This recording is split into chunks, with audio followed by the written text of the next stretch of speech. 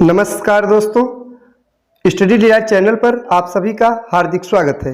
आज हम RO test series 2022 के अंतर्गत टेस्ट नंबर 8 को देखेंगे।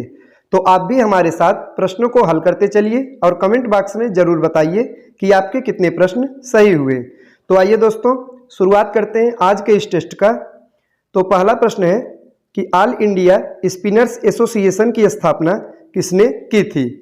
तो ऑप्शन है जवाहरलाल नेहरू, महात्मा गांधी, श्रीमती रमाबाई रानाडे, अंबालाल साराभाई।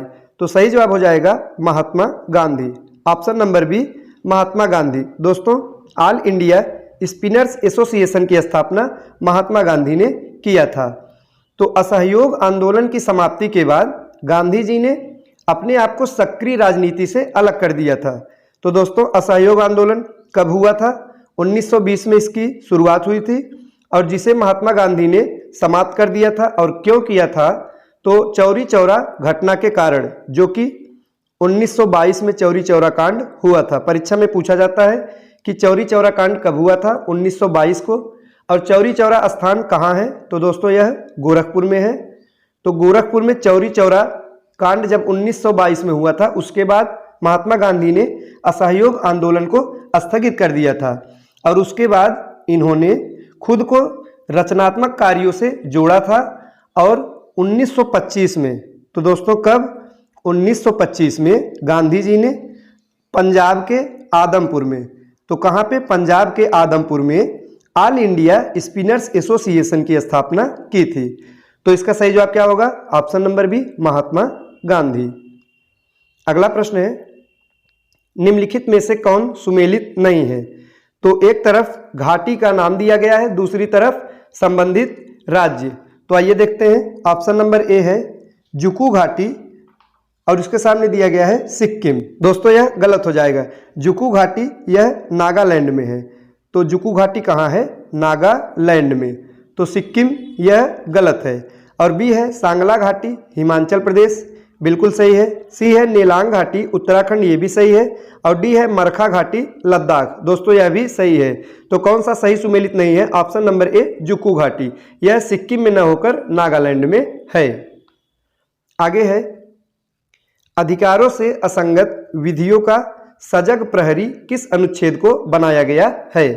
तो सही जवाब हो जाएगा ऑप्शन नंबर ए अनुच्छेद 13 को। दोस्तों, अनुच्छेद 13 को अधिकारों से असंगत विधियों का सजग प्रहरी कहा गया है। अगला प्रश्न है, निम्नलिखित में से किसमें तदर्थ न्यायाधीशों की नियुक्ति की जा सकती है?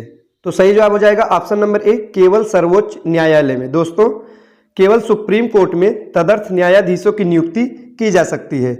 और भारतीय न्यायपालिका में तदर्थ न्यायाधीशों की जो नियुक्ति है, इसका प्रावधान किस देश के संविधान से प्रेरित है? तो दोस्तों, यह फ्रांस के संविधान से प्रेरित है। यह भी परीक्षा में पूछा जा सकता है कि तदर्थ न्यायाधीशों की नियुक्ति का प्रावधान किस देश के संविधान से प्रेरित है? तो यह फ्रांस के संविधान से प्रेरित है। और तदर्थ न्यायाधीश की नियुक्ति केवल सर्वोच्च न्यायालय में ही की जा सकती है, उच्च न्यायालय में नहीं। आगे है, संविधान के किस भाग के अंदर अधीनस्थ न्यायालयों का उल्लेख किया गया है? तो यह भाग 6 में है। भाग 6 में अधीनस्थ न्यायालयों का उल्लेख किया गया है। आगे है, पर्यावरण को बेहतर बनाना, जंगल और वन्य जीवन की रक्षा का प्रावधान संविधान के किस अनुच्छेद में किया गया है? तो पर्यावरण का संरक्षण यह संविधान के किस अनुच्छेद में है?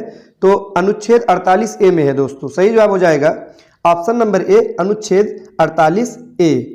और परीक्षा में यह भी पूछा जाता है कि पर्यावरण संरक्षण अधिनियम किस वर्ष बनाया गया था? तो दोस्तों, यह भी याद रखिएगा, वर्ष 1986 में पर्यावरण संरक्षण अधिनियम बनाया गया था। और प्रोजेक्ट टाइगर अगर पूछा जाए कि प्रोजेक्ट टाइगर किस वर्ष, तो दोस्तों यह प्रोजेक्ट टाइगर 1973 में, यह भी बहुत बार परीक्षा में पूछा गया है। तो 1973 में प्रोजेक्ट टाइगर। अगला प्रश्न है, भारत शासन अधिनियम 1935 में कितने अनुच्छेद थे? महत्वपूर्ण प्रश्न है दोस्तों। अभी हाल ही में जो यूपी SSSC PET की परीक्षा हुई थी, उसमें यह प्रश्न पूछा गया था कि भारत शासन अधिनियम 1935 में कितने अनुच्छेद थे? तो सही जवाब हो जाएगा ऑप्शन नंबर सी 321 अनुच्छेद थे। और अगर पूछा जाए कितने भाग थे तो दोस्तों 14 भाग थे, 321 अनुच्छेद थे और अनुसूची अगर पूछा जाए तो कुल 10 अनुसूची थी।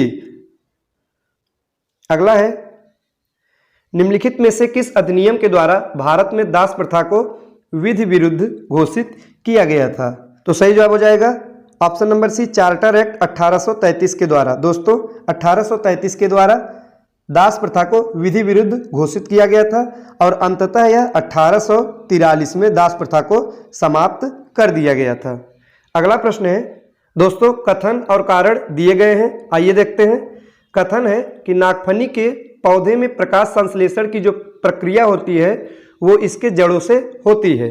और कारण दिया गया है, अधिकांश मरुस्थलीय पौधों की जड़ें जल अवशोषण के लिए मिट्टी में बहुत गहराई में चली जाती हैं।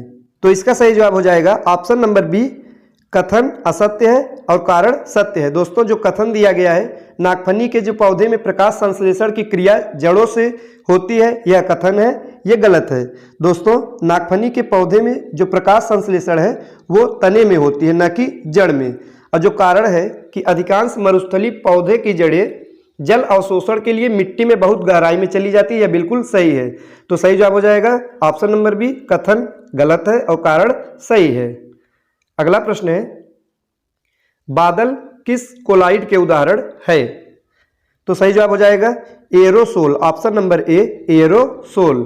तो दोस्तों ये थे आज के महत्वपूर्ण प्रश्न। वीडियो अच्छा लगा हो तो लाइक करें और चैनल को सब्सक्राइब करें। मिलते हैं अगले वीडियो में कुछ नए प्रश्नों के साथ, तब तक के लिए नमस्कार।